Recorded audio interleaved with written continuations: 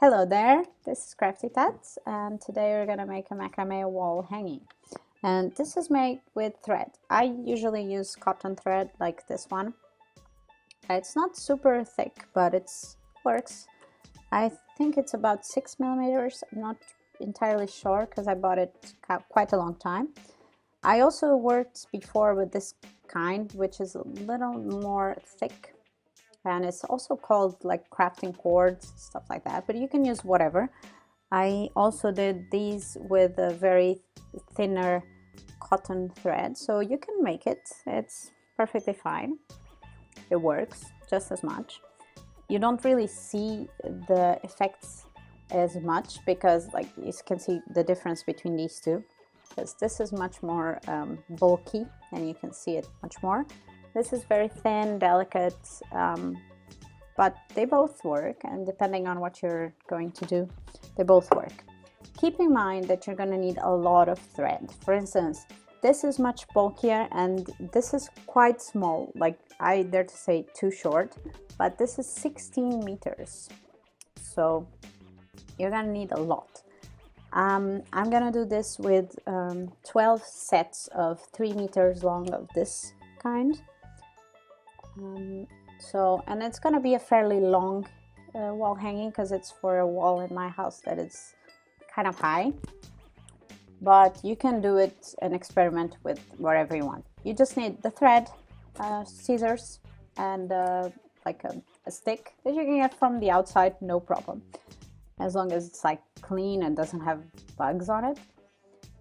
And basically it. In the end, if you want to dye it or if you want to make some other paintings on it, you can do that. But for now, the basics are that: cord, scissors, and a stick, and somewhere to hang it so that you can work with it hanging. I'm gonna work in the wall that I have next to me, so you're gonna see that.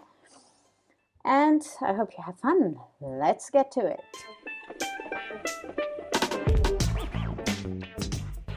So I'm starting with roughly 3 meters of thread, and I'm gonna do 12 of these, and I'm gonna put them like this on my stick. So the preparation takes some time, and trust me, it's better to have long threads than to make them short.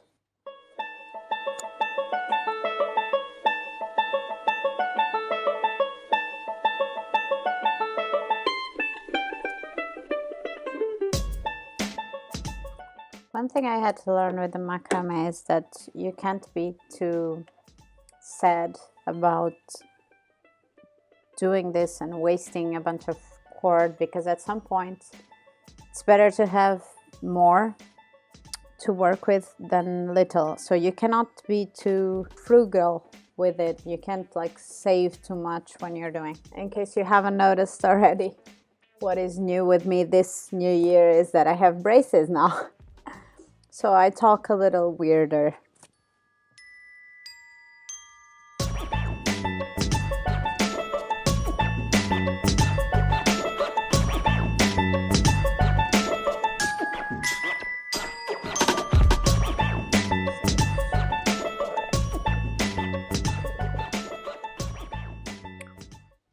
I'm gonna start with the square nut.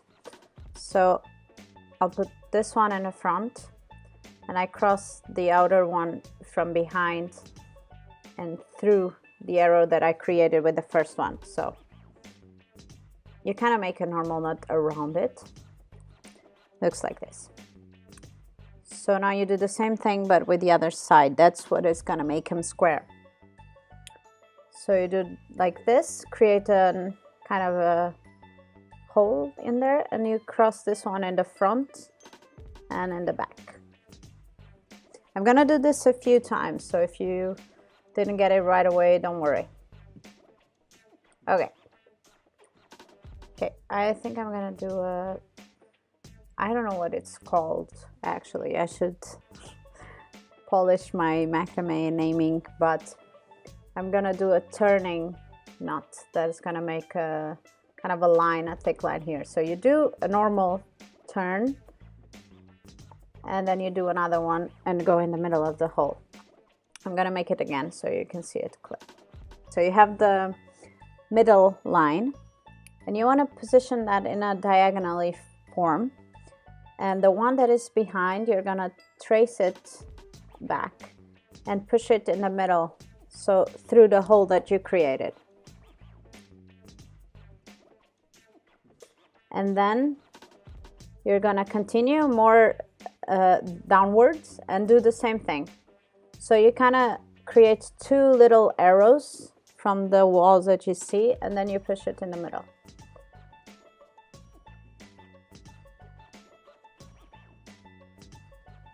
Let me try that again. It's gonna happen a lot. I'm gonna do and undo.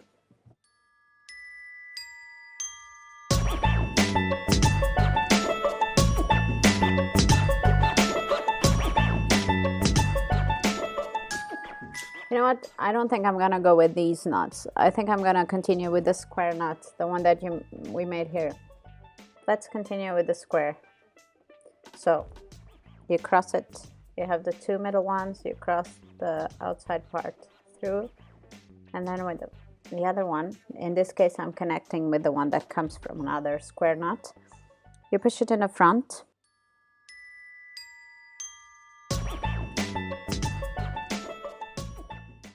Okay, and we're gonna continue to do the same thing here. I'm doing kind of or trying to do a diagonal fashion, just to give it a little effect.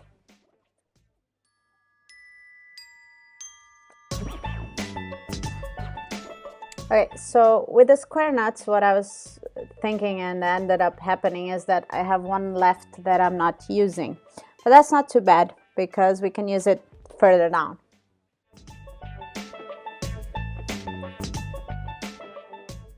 So we have one diagonal.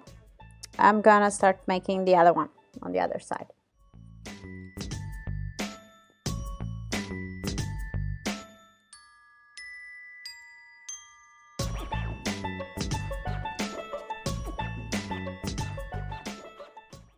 You can see something happening already.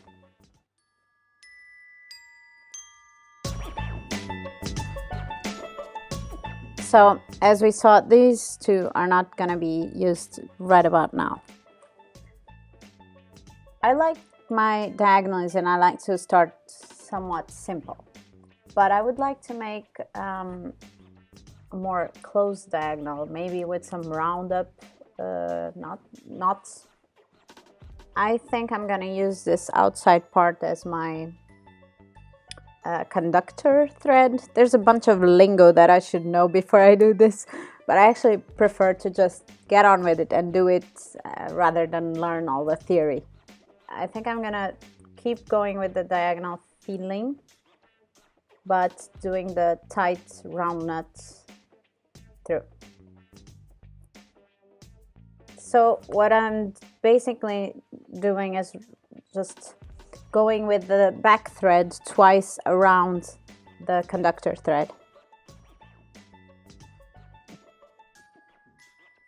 I don't want to go a full diagonal until the middle, because that would close this area and I don't want it. I'm just going to do a few more until I get a few like frame feeling.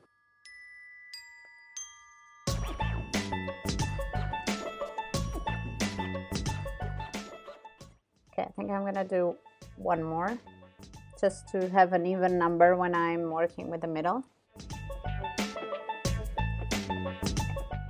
Sometimes to me it's very hard to change sides doing this knot, because my brain gets lazy for some reason and it doesn't really convey that I changed to the left side or the right side.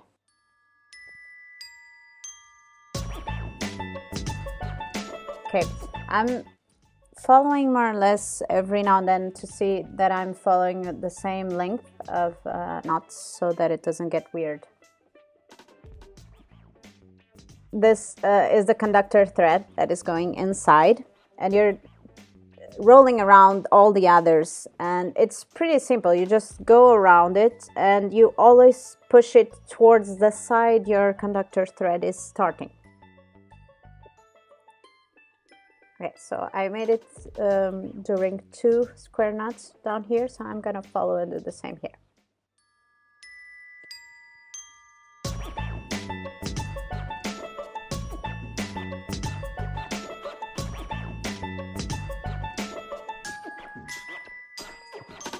I'm gonna do the twist knot, but not with so many threads. I actually like this one a lot. I use it a lot in my other wall hangings. So it's kind of the same principle of a square knot, but you continue to do it to the same side. And if you're better at doing it to the left, just go ahead. I do it usually to the right. I usually force it a little so that I can continue to do this facing towards me, even though it twists naturally, until the point that I cannot force it anymore, and I just twist it completely so that I can work again towards me. So, for instance, now I twist it completely so that I could pick it up again. For now, I'm gonna do a few more of these just to like give it a sense of a wing on this side and on the other.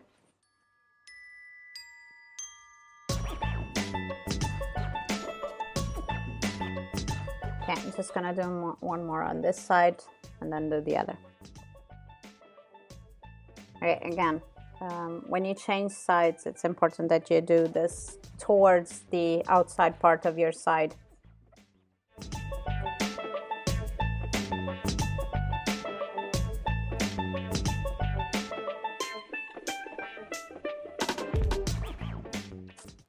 I'm tempted to continue this one towards the middle and then cross.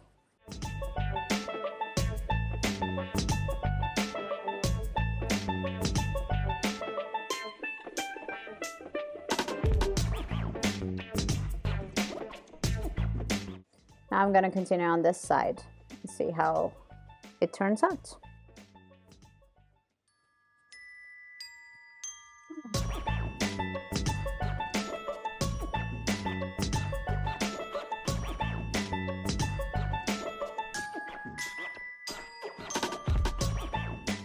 Now I do think I'm gonna make a cross right here. So what I'm gonna do is use the conductor thread from the other side to do a loop and continue.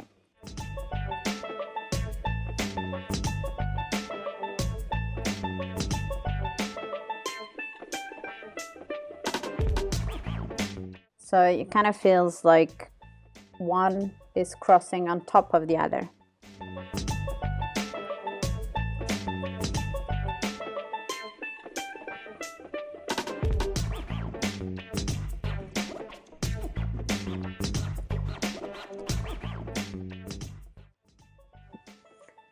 Okay, so I did a cross. Kind of like it.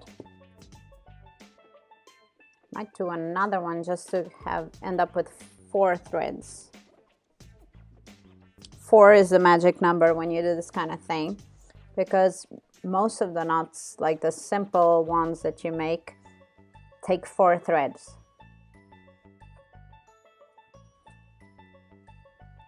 I think I'm gonna continue this diagonal 2 threads more.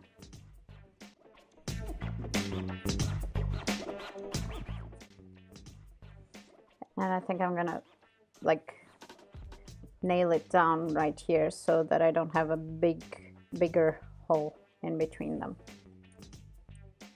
There you go. So now I have a little triangle on this side, but I don't mind. And now I'm gonna try something right here. I'm gonna try to make a diagonal.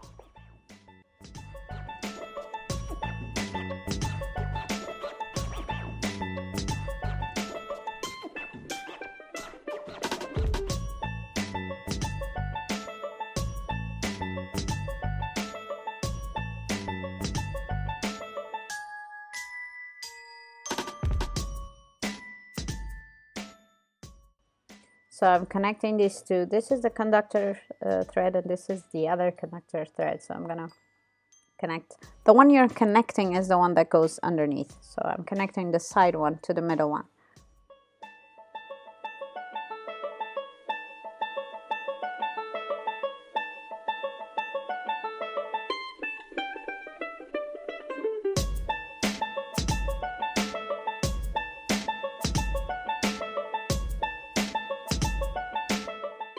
I think I'm gonna do like random twist knots hanging in different heights.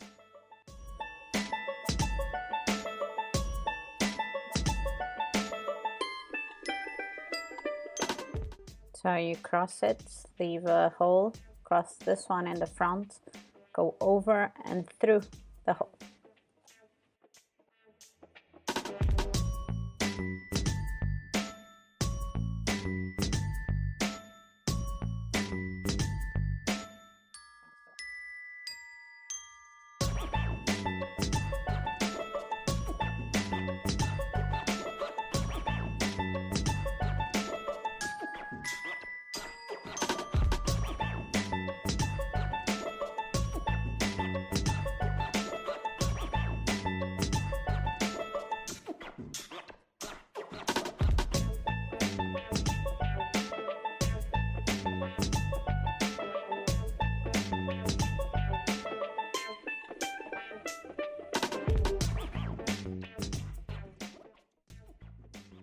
Kind of like how these look, so I want to play more with those.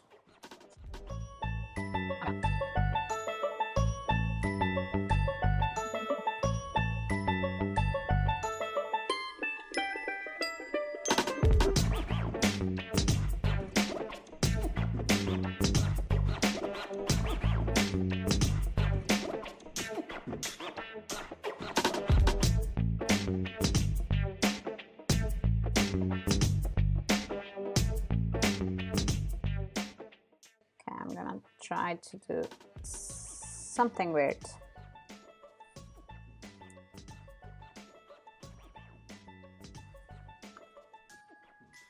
So now what I'm gonna do is, since I have two conductors right here, I'm gonna make two loops, one on top of the other.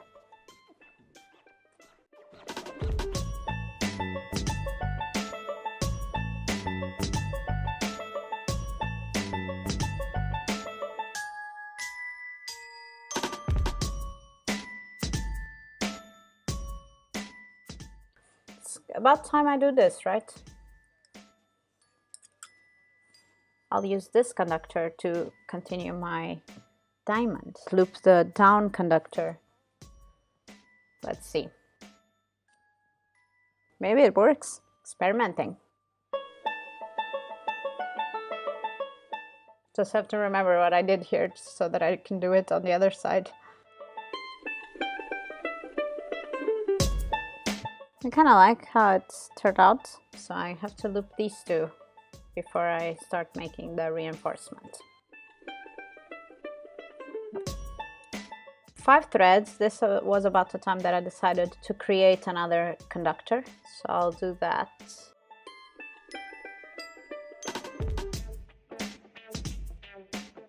So now we have 2 conductors that are gonna loop both of them.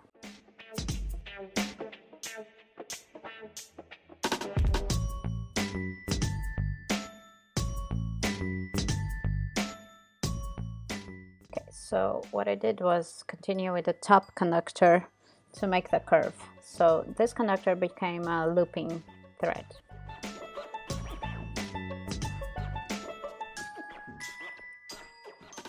Here we have a few chances to make something. I'm gonna try to just put it in the middle because I think it looks cool. Like this. And then you cross this one. Okay, so 2 threads completely flat. This one crosses. And then it's under this one, over this one, under this one, and over the one that crosses, and finally under the loop. So all the kind of threads that you encounter when you're doing this is start by under, over, under, over, under.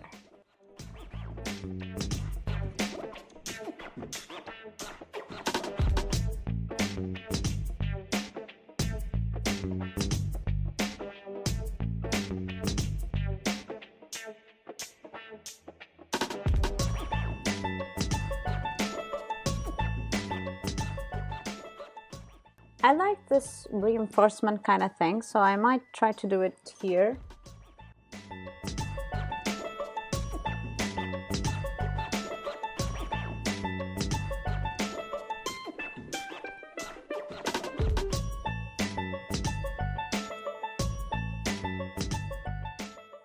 So now we have 4 threads here, which is nice. I can make a square knot and then inverted square knot. So what I'm gonna do is just a normal square with thumb here, cross, and then cross again in the hole. So you complete the square knot, you do the same thing with the loop here, go over and through the back and through the hole.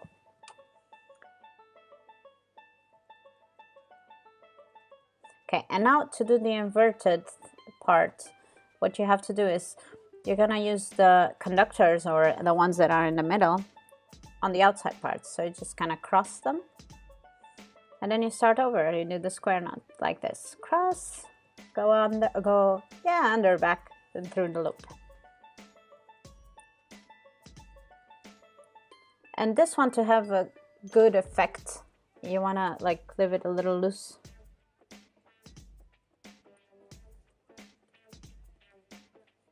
Like this. I think I'm gonna try to do a right, like a horizontal conductor line right now.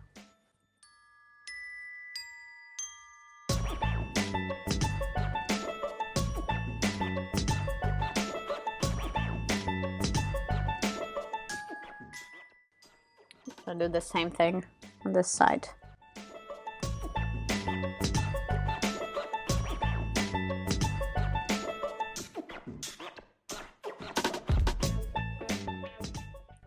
Kind of want to make some kind of a zigzag, but I'm not sure if I have line enough.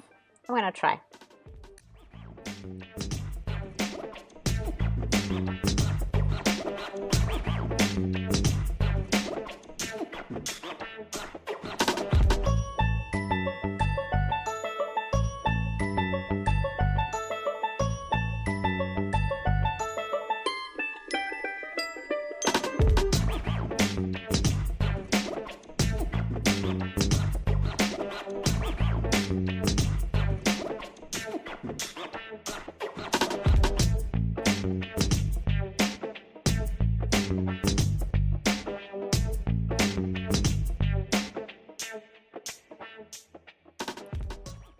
Let me see. I'll try the twist and then we'll see. It's gonna be a long twist, so I want it to twist a few times.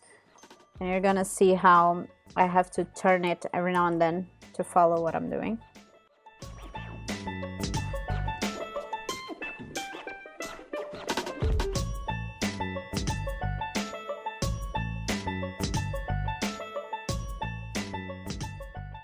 I think macrame is also a good exercise for your brain, because you have to do some kind of symmetricals, and you have your motor skills that you have to put your brain to work into. And to me, it's a lot of fun. I really like it. And I'm glad that the fashion is returning, because I remember my mom saying that she used to do that all the time when she was young. Okay, I think I like it like that. I kind of want to, yeah, I think I'll loop this guy one last time so that it stays. Look how short it is.